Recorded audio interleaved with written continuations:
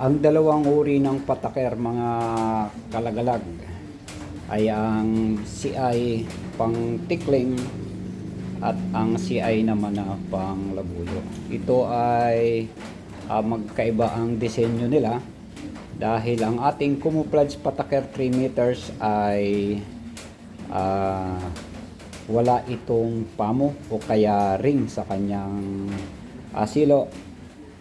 At dito sa ating CI naman na pang tikling na 5 meters ay meron siyang pamo at meron siyang ring na tanso at meron siyang bearing. Kung makikita nyo mga kalagalag, yung brown na yan na may puti na yan ay tinatawag na bearing. Kapag nahuli ang tikling dito ay umiikot lang yan at hindi nagsisipaglaglagan yung mga silo natin na dipamo tulad na nitong may tanso na yan. At ang pinagkaiba nito mga kalagalag sa pag setup, ito ay nakatayo ang kanyang mga silo at ito naman sa pang tikling ay nakabulusok. So ipapakita ko sa bidyong susunod mga kalagalag kung paano gumana ang mga ito at uhunahin nga natin itong pataker na pang labuyo.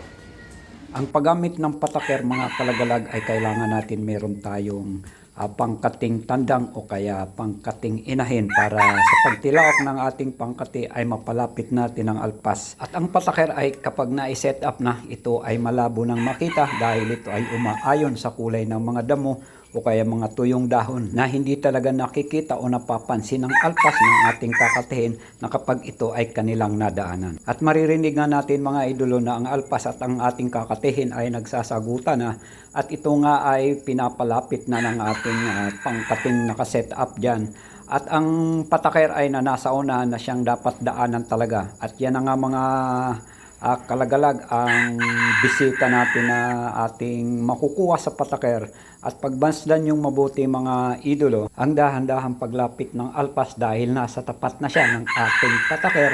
At ang pagkakamali nga ng alpas ay ang paglakad niya ng isa.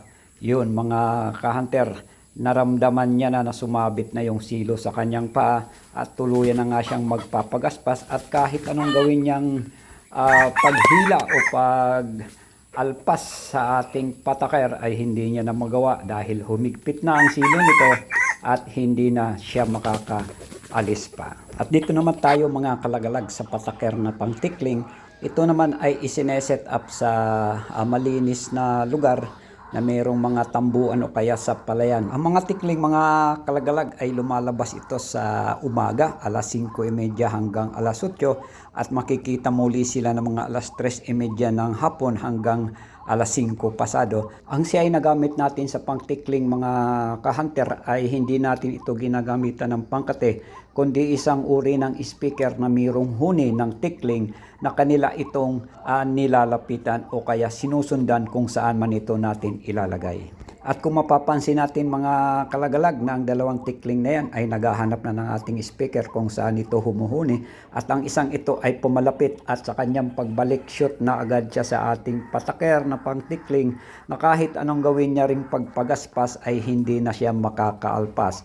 At sa kanyang paggalaw, sa kanyang pag-iikot man, ang ating mga silo ay hintak talaga yan mga kahunter at hindi bumabagsak ang ring yan dahil nga sa ito ay merong bearing at kahit anong pilit, anong galaw ay steady pa rin at stable ang ating CI na pang tikling na napaka-epektibo at garantisadong gamitin sa paghahunting.